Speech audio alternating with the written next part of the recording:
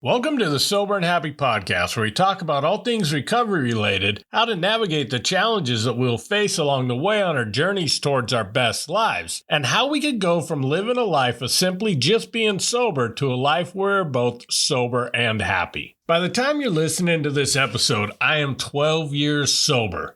My sobriety date is July 6, 2011. Every year I tend to reflect on not only the past year, but also my whole recovery journey. I do this for a couple of reasons. First, to reflect on whether I've stayed committed to growing and evolving over the last year. And second, to appreciate how far I've come. I know I am often critical of not being where I want to be at this current moment and don't spend enough effort to give myself credit for how far I've actually come. So I find it is important to stop and take time and really remember what things used to be like and how much I've changed over the years. So buckle up. This is going to be a great episode.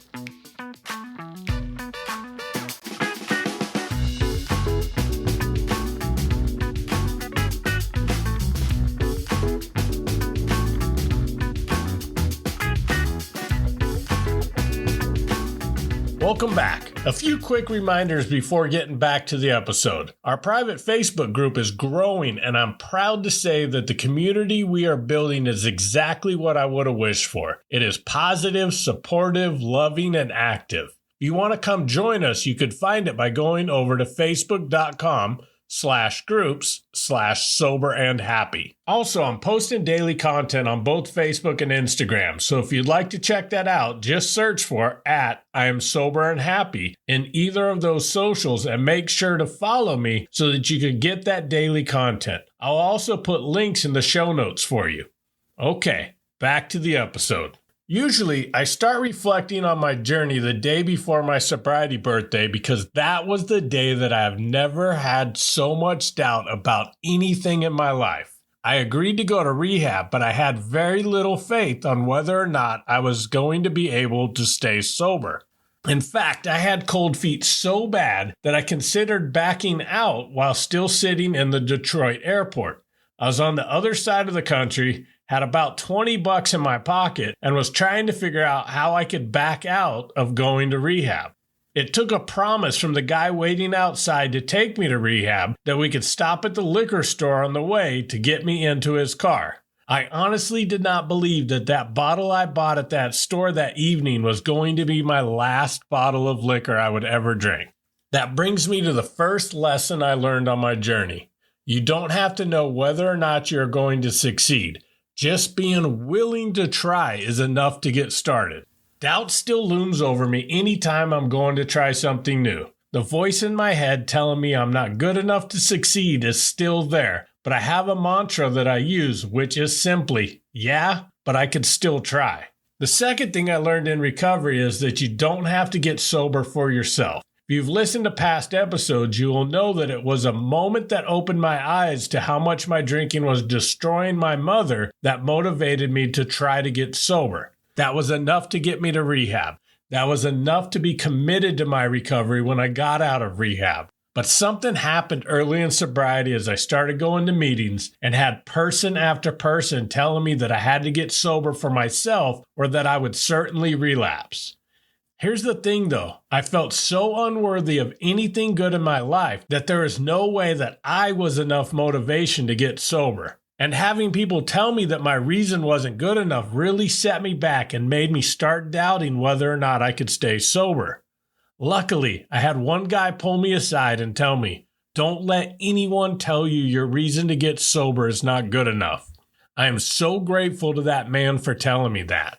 I think there definitely are some precautions that should be considered when you're getting sober for someone else initially. If you're interested in that, definitely check out episode 2 of this podcast where I talk about that extensively. That experience from early sobriety taught me something very valuable, and that is that it's okay to ask why. When I'd hear people tell other people or insist to me that I must get sober for myself, I started asking why they believed that and to explain it to me further.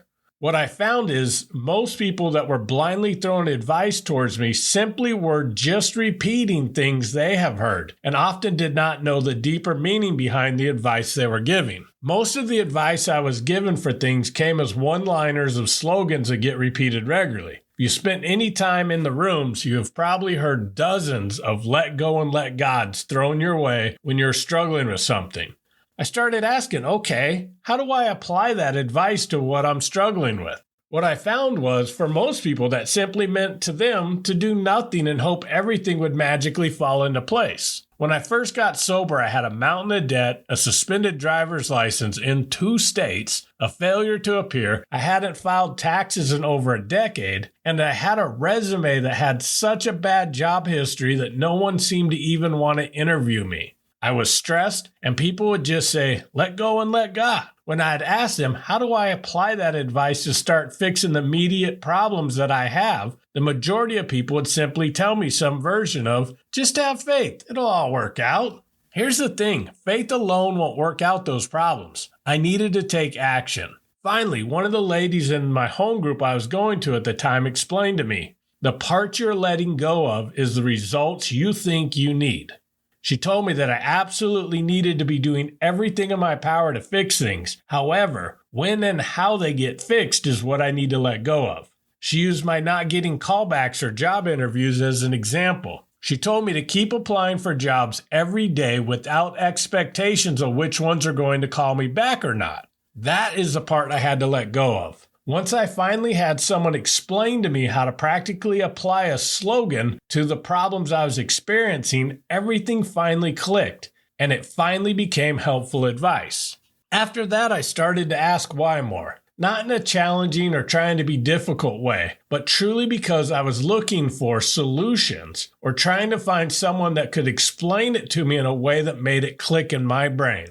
Well, most of the time that was the reason. I do have to admit that sometimes I was just annoyed at people throwing phrases at me and I was being difficult. Here's the good news. I followed her advice and I finally got a call back for an interview and I got the job. It was a step back in my career from the point I was at before I went on my last several-year bender, but it was a job and I decided to let go of all the doubts I had about where taking a step back was going to lead me. And guess what? That job led to some great opportunities for learning new things, which created the path that landed me in my current role at the company I'm at now. I am further at my career at this point in my life than I would have likely been if I didn't decide just to let go of those doubts on whether it was a good choice to take it, and just show up every day as the best possible version of myself I could be. This brings me to the next huge lesson I've learned in sobriety. When things don't go my way, that isn't necessarily a bad thing. I was a couple years sober when I heard the parable of the Chinese farmer. The story goes that there was a Chinese farmer that only had one horse. One day his horse ran away. That evening, all of his neighbors came around and told him how unfortunate it was that his horse ran away. The farmer looked at him and said, "Maybe it is, maybe it isn't." The next day, the horse came back, bringing 7 wild horses with it. And in the evening, everybody came back and said, "Oh, isn't that so lucky? What a great turn of events. You now have 8 horses." The farmer again said, "Maybe it is, maybe it isn't." The following day, his only son tried to break one of the horses, and while riding it, he was thrown and broke his leg. The neighbors then said, "This is horrible. With your son injured, there's no way you could harvest your crops." Farmer responded, "Maybe it is, maybe it isn't." The next day, the Chinese army came through the village and took all the able-bodied young men to go fight with them, all of which died. His son was only spared because of the chain of events that led up to him breaking his leg. I can't count how many times in recovery that things I was certain were the best things happening to me ended up not being that way, and some of the worst moments in my recovery ended up being blessings. That doesn't mean life is going to stop happening and there's not going to be moments that absolutely suck. 2 key lessons I've learned from this. The first is not to make a permanent decision based on a temporary emotion. The second is to look at what you could learn from some of your most challenging times. Those are where usually the greatest lessons come from. If you've dated unsuccessfully in recovery, you will know that when it is good, the feeling is probably the closest I have felt to the early days when the booze worked wonders for me. But when it all comes crashing down, the lows are the closest I have felt to the end of my drinking right before I got sober. After the first few failed attempts at dating, I convinced myself that I'm a great guy, the girls were the problem, and I simply just had bad luck in dating. The first part about me being a good guy was true, but that didn't mean I was a good candidate for dating. After yet another failed attempt at dating that followed an eerily similar pattern as the last ones, I finally realized that maybe it wasn't all a coincidence. So I took a break from dating and took a really good look at myself. In that process, I learned that I was still bringing all my insecurities, fears of rejection, and a whole U-Haul full of baggage into each relationship, which made me needy, constantly looking for reassurance, and completely incapable of actually being myself in a relationship. I realized that I needed to heal and learn more about myself before trying to date again, but that would have never happened if I hadn't paused and looked for the lesson from my experiences. I'd likely still be stuck in that cycle of bad dating and still blaming it on bad luck. This brings me to probably the most important lesson I've learned along the way. Healing takes time, effort, compassion, and patience. This not only applies to our own healing, but the healing of the people who our addictions have affected. We can't just try to ignore it and hope things will fix themselves. For our own healing, we'll have to learn to deal with the emotions that we tried to bury down with our addictions. This is something I'm still working on today and likely for many years to come, but it takes commitment. For me, this looks like educating myself about mental health and finding a really good therapist that I was able to connect with and fully trust. For others people's healing, it takes more than just saying we are sorry. I know I had years of saying I'm sorry and making well-intentioned promises that I simply did not keep. We can't rebuild that trust overnight. We have to show up as our new version of ourselves for a period of time for that trust to be rebuilt. This was frustrating to me, especially since I knew I was different this time. But the reality is, I have told people it was different times before. So the only way to prove that wasn't with my words, but with consistent action and allowing others to heal and forgive at their own pace. Now I saved the best for last. This is probably the greatest lesson I've learned in recovery. You are capable of way more than you could even imagine. I want you to imagine the most amazing version of yourself and the life you're leading as that person. As great as your imagination could be, you're probably still selling yourself short. A couple of years ago, I was downsizing and getting rid of a lot of things I didn't need. When I was going through some boxes, I found my workbook from rehab. As I was flipping through it, I found the exercise they had us do where we listed our 1, 5, and 10-year goals.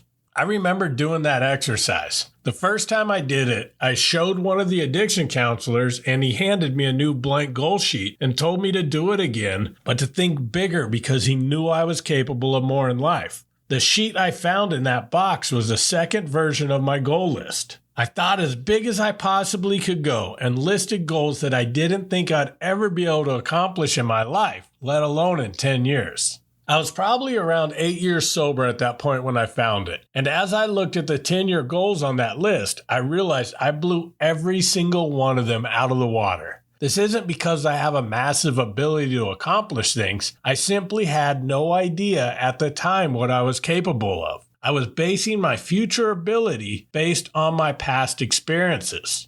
We are not our past.